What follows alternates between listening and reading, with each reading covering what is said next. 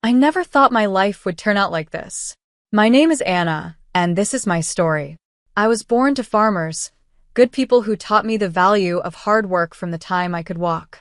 Our days started early, before the sun came up, taking care of the animals and crops. Life was simple then. I would go to school, come home, and help out on the farm. Weekends were for spending time with family and catching up on chores. It was all I knew, and I was happy with it. But things changed after I graduated high school. My parents, bless them, wanted more for me than a life on the farm. One evening at dinner, my dad said, "Anna, we've been talking. Your mom and I think you should go to college." And just like that, my world got bigger. I packed my bags and moved to the city, a place so different from what I was used to that it felt like another world.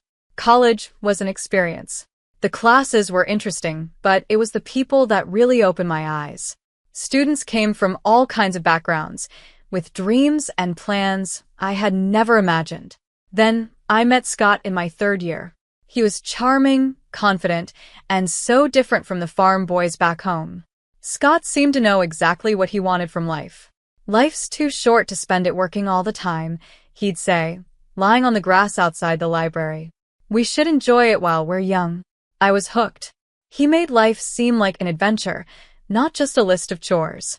We started dating, and before I knew it, we were talking about getting married. When I told my parents, they were cautious. They wanted to meet Scott and get to know the man who had won my heart. After Scott's first visit to the farm, my dad said, "He seems nice enough, but there's something I can't put my finger on. Just be careful, Anna." I brushed off his concerns. What did my old-fashioned dad know about love? Scott was perfect, and our life was going to be perfect too. My parents, being the kind people they are, paid for our wedding and even bought us an apartment in the city. "We want you to have a good start," my mom said, her eyes misty. "Thanks, Mom and Dad," I said, hugging them tightly. "I promise I'll make you proud." As Scott and I stood at the altar, exchanging vows and rings, I thought my life was all set. I had a husband who I thought loved me, a good job in the city, and a bright future ahead. The first couple of years of our marriage seemed fine to me. Scott and I both worked in the city, and we settled into a routine. But looking back, I can see the signs that things weren't as perfect as I thought. "Do we really have to go to your parents' farm this weekend?" Scott would complain every time I suggested a visit. "It smells like manure, and your dad always wants me to help with something." I'd sigh and try to explain, "They're my family, Scott, and they've done so much for us." He'd grumble, "Fine, but I'm not shoveling any cow poop." I brushed it off, thinking he was just a city boy not used to farm life. I grew up with those smells and chores. But now I wonder if that was a red flag. 3 years into our marriage, I got pregnant. I was over the moon, and my parents were thrilled. "A grandchild," my mom squealed over the phone. "Oh, Anna, we're so happy for you." Scott, on the other hand, wasn't as excited. "A kid already? I guess that's okay." I figured he was just nervous and that he'd warm up to the idea of being a dad. My parents, as always, were incredibly supportive. They bought us a car and even paid for our vacations. I was so grateful, but Scott seemed to take it all for granted. "Of course they're helping us," he'd say. "That's what parents are supposed to do." When our son Peter was born, I fell in love with him instantly. But Scott struggled. He tried, but fatherhood didn't come easily to him. "Can't you keep that kid quiet?" he'd complain when Peter cried at night. "Some of us have to work in the morning." I held back my frustration, telling myself we were both just getting used to being parents. Life went on, and we visited the farm when we could, though Scott became more reluctant with each trip. "Your dad wants me to help fix the tractor again," he'd groan. "I'm not a mechanic." I'd watch my dad and Scott working together, my dad patiently showing him how to fix things while Scott fumbled with the tools, looking annoyed. Then, within a year, both of my parents passed away. I was heartbroken. "They're gone, Scott," I sobbed into his shoulder. "I can't believe they're really gone." He patted my back awkwardly and said, "It'll be okay. At least they left us the farm." His words shocked me. The farm, my family's legacy, and all Scott could think about was what we'd inherited. A few months later, Scott dropped a bombshell. "We should sell the farm," he said one night at dinner. We could buy a big house in the city and live like royalty. I wanted to argue, to fight for my family's legacy, but I was so tired, worn down by grief and the challenges of being a mom. Wasn't I supposed to support my husband's decisions? Okay, I said quietly, if you think it's best. And just like that, with a few signatures on some papers, my family's history was sold to the highest bidder. The money went into our joint account, and Scott was overjoyed. We're set for life, Anna, he said, thrilled. No more working ourselves to the bone. We can do whatever we want now. I nodded and smiled, trying to push down the emptiness I felt inside. This was what Scott wanted, and as his wife, wasn't I supposed to support him? After selling the farm, life changed. The money from the sale gave us some comfort. I'll give Scott that. We didn't have to work as hard anymore. We both cut back to part-time hours, and for a while, it felt like we were living the dream. But as time passed, I started noticing things. Scott, who had never been much of a hard worker, seemed to lose all motivation. He'd quit jobs without a second thought, always with some excuse. That boss was a jerk, he'd say, or they expected too much. I'm not a slave, you know? I tried to reason with him. Scott, we can't live off the farm money forever. We need to think about the future. He'd just wave me off. Relax, Anna. We're set for life. Why work ourselves to death? Meanwhile, our son Peter was growing up quickly. He finished high school, then college, and soon he was working and living on his own. I was so proud of him, but I missed having him around. One day, I was reading the newspaper when a name jumped out at me. It was an article about a successful concrete plant owned by Scott's Uncle John. Scott. I called out, "Did you see this article about your Uncle John?" Scott's face darkened. "I don't want to hear about that old tyrant," he snapped. I knew the story, at least Scott's version of it. His parents had died when he was young, leaving him in the care of his uncle. Scott always said John had been controlling, trying to force him into the family business. He never listened to what I wanted, Scott had told me years ago. It was always about what he thought was best, so I left and started my own life. Looking at Scott now, lounging in his robe at 1 p.m, I couldn't help but wonder if there was more to the story. Maybe it's time to make peace, I suggested gently. It's been years, Scott. People change. Scott's reaction was instant and explosive. Make peace with that control freak? No way. Drop it, Anna. I let it go, but the whole thing left me feeling uneasy. There was so much anger, so much resentment in Scott's words. It made me wonder what else he was holding on to, what other parts of himself he was keeping hidden. One quiet Friday afternoon, I overheard Scott on the phone. His voice was short and cold. "I'm not interested in his life, and it doesn't concern me," he said sharply before hanging up. My curiosity got the better of me. "Who was that, honey?" I asked. Scott's face showed no emotion. "Hospital. My uncle's sick. If he dies, maybe I'll finally get something out of him." I was shocked. "Scott, that's a horrible thing to say." "He raised you?" "Yeah, and he made my life hell," Scott snapped. "I'm not going to see him. End of story." He picked up the remote and settled back into his chair. Something broke inside me. This wasn't the man I had married. This wasn't the person I thought I knew. Without saying a word to Scott, I went to the bedroom and called Peter. "Hey, sweetie," I said when he answered. "How would you feel about meeting your great uncles?" Peter was surprised but agreed quickly. An hour later, we walked into the hospital, my heart racing. The ICU was filled with the sound of beeping machines and soft voices. There, in a bed surrounded by monitors, was Scott's Uncle John. He looked small and weak, nothing like the controlling man Scott had described. When we introduced ourselves, his eyes filled with tears. "Anna, Peter," he said, his voice soft but warm. "I've wanted to meet you for so long." For the next hour, John told us his side of the story. He explained how he had taken Scott in after his parents died and raised him like his own. "I loved that boy," John said, his voice breaking. "I wanted him to have everything, carry on the family business, have a good life. But Scott had other ideas." John went on to explain that Scott didn't want the responsibility. He said he didn't want to work hard like I did, staying up at night worrying about the business. As John spoke, I felt a sinking feeling. His words painted a picture I knew all too well. Scott demanded I sell the business, John said, shaking his head. He wanted me to give him a monthly allowance, an apartment, a car. He said I owed him a carefree life. I glanced at Peter, and I could see the same shock on his face.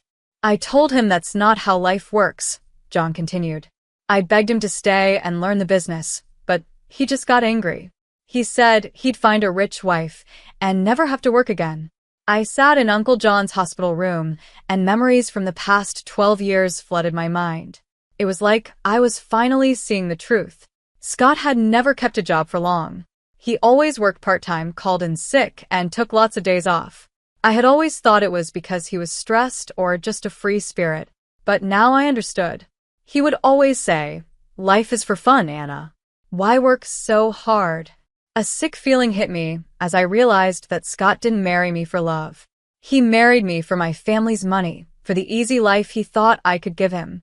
I was just a way for him to get what he wanted, the rich wife he had promised his uncle he'd find. Tears filled my eyes as the truth sank in. Our life, our marriage, our family, it had all been built on a lie. Uncle John's weak voice pulled me from my thoughts.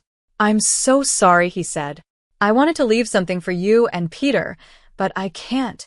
"It's okay," I said, squeezing his hand. "We don't need anything." "I had plans," John continued, sounding upset. "A new project. It would have changed everything, but I ran out of time." Suddenly, John's face twisted in pain, and the machines around him started beeping urgently. A nurse rushed in. "You need to leave," she said. A few days later, the call came. Uncle John had passed away. When I told Scott, his reaction made my blood run cold. "Finally," he exclaimed, grinning. "Took the old bastard long enough." I stared at him, horrified. "Scott, he was your uncle. He raised you."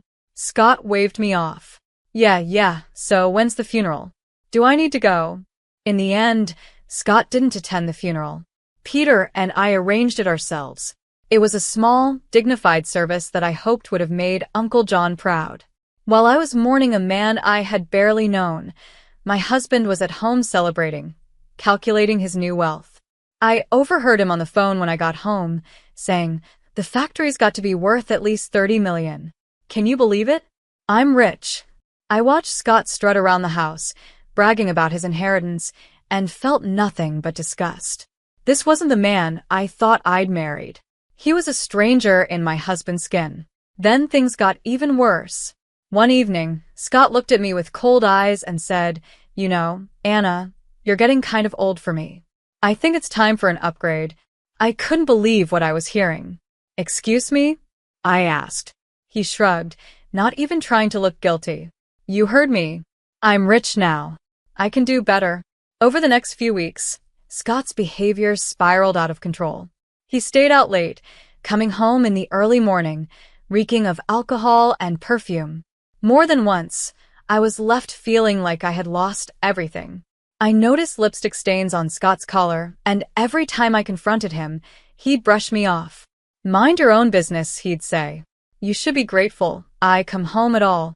One night, as I lay awake, listening to him stumble in at 4 a.m., I realized something had to change. I couldn't keep living like this. I deserved better, but more importantly, I needed to know the truth about Scott, about the inheritance, and about the life I thought we had built together. One morning, after another night of Scott coming home at dawn, I'd had enough. "Where were you?" I demanded, my voice shaking with anger and hurt. Scott rubbed his bloodshot eyes and narrowed them at me. "None of your damn business, Anna. You should be grateful I even come back at all." I felt like I'd been slapped. "Grateful? Is that what you think our marriage is?" He ignored my question, his eyes calculating. "How much is left from your parents' inheritance? We must have some savings, right?" The sudden change of topic caught me off guard. "What?" "Scott, we've spent it all. The accounts are empty." His face twisted with disgust. "Empty? You've got to be kidding me." He paced the room, muttering to himself, then turned to me, his eyes cold. "Well, I guess that's it then. I'm done here. Done with you." Before I could respond, The front door opened, and Peter walked in, his eyes widening as he saw the tension in the room. Scott's demeanor shifted instantly. He forced a smile and walked over to our son. "Peter, my boy. Just the person I wanted to see. I need you to sign something for me." Scott pulled a document from his pocket and handed it to Peter. "It's just a formality. You're giving up any claim to Uncle John's estate. Since there's no will, it all comes to me anyway." Peter looked confused, glancing at me for guidance. After I gave him a small nod, he signed the paper without hesitation. Scott's grin was triumphant as he grabbed the document back. Then, as if a switch had flipped, he turned to me, his voice cold and flat. "I want a divorce," he said. "I never loved you, Anna. I just put up with you for your parents' money. But now I'm rich. I don't need you anymore." His words hit me like a punch, even though deep down I had suspected this. Hearing it laid out so bluntly was still devastating. "I'm moving to Uncle John's house," Scott continued, already packing a suitcase. "Don't try to contact me. It's over." And just like that, he was gone. 33rd years of marriage packed into a suitcase and out the door. I stood there, frozen, trying to make sense of what had just happened. It felt unreal, like a bad dream. I couldn't hold it together any longer. "Mom?" Peter's voice was soft, full of concern. "Mom, are you okay?" I turned to look at my son, my steady rock, and the dam broke. Tears poured down my face as Peter wrapped his arms around me. "It's okay, Mom," he whispered, holding me tight. "We'll get through this. You're strong, and you'll be okay." As I clung to him, sobbing into his shoulder, I couldn't help but be amazed at the man he had become, kind and compassionate, everything his father wasn't. Then I realized something. "You're the best thing he ever did," I whispered to Peter. "The only good thing to come out of this marriage." Peter hugged me even tighter, and in that moment, I knew that no matter what happened, I wasn't alone. I had my son, and together, we'd face whatever came next. The weeks after Scott left were a blur of pain and disbelief. I tried to stay strong, to focus on moving forward, but it wasn't easy. Scott seemed determined to flaunt his new life right in my face. It started with his Facebook posts, pictures of Uncle John's mansion, which was now Scott's home, filled his timeline. I tried to ignore it and focus on healing. Then, the photos changed. A young woman started appearing in them. She was blonde, beautiful, and barely older than Peter. In one photo, Scott had his arm around her, both of them smiling at the camera. The caption made me feel sick. "Meet my fiancée, Joyce. Upgrade complete." The calls started almost immediately. Friends, acquaintances, even some of Peter's old teachers reached out. "Anna, dear, is everything okay? We saw Scott's posts. What's going on?" I couldn't take it anymore, the humiliation, the constant reminders of Scott's betrayal. It was all too much. So, I did something I never thought I'd do. I called Scott and asked to meet. After speaking with a lawyer, the day of the meeting arrived. I waited at our old favorite cafe, divorce papers in hand. Scott strolled in with Joyce on his arm. She couldn't have been more than 27, her face covered in makeup, giggling at something Scott whispered in her ear.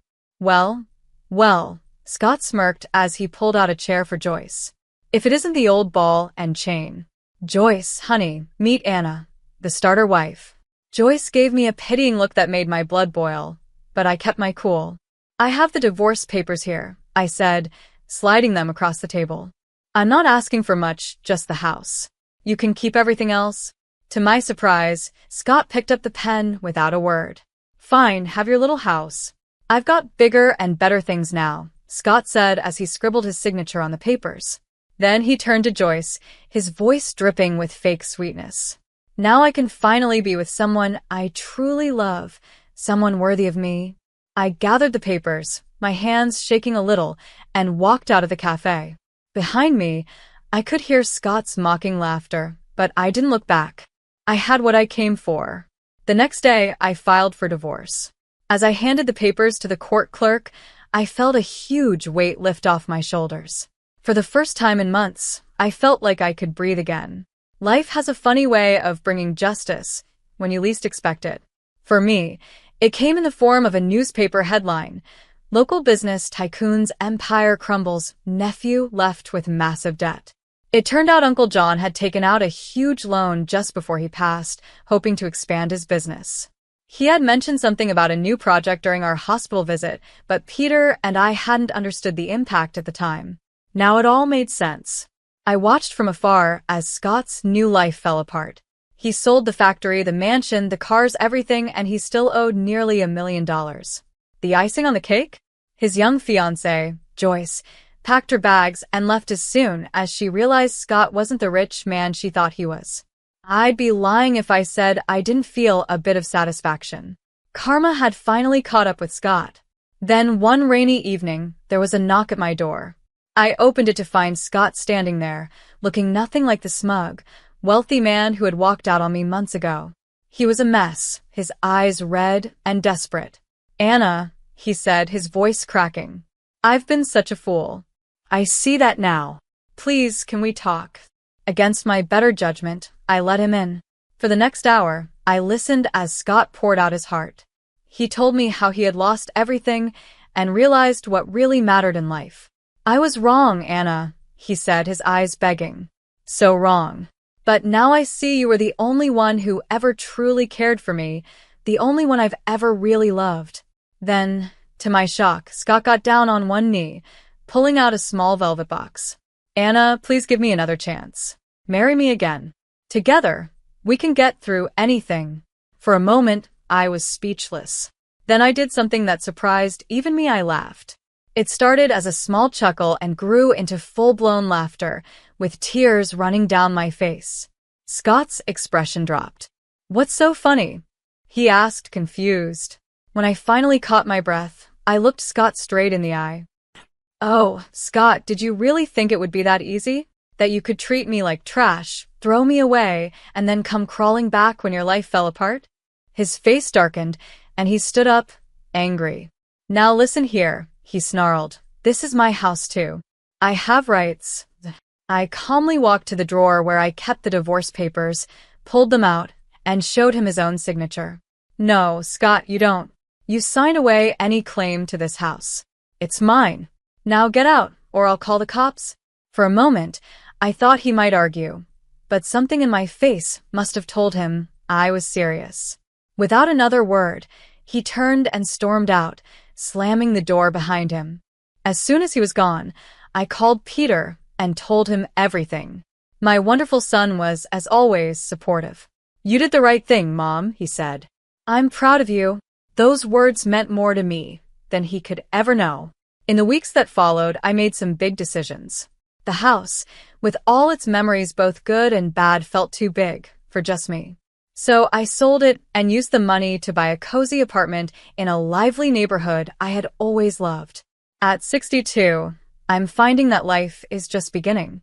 I've started traveling, visiting all the places Scott promised we'd go but never did. I've taken up painting, joined a book club, and even tried salsa dancing. Every now and then, I see Scott around town. He looks older now, worn down by his mistakes and bad choices. Life didn't turn out the way I expected, but you know what? I wouldn't change a thing. For the first time in a long time, I'm truly, completely happy being me.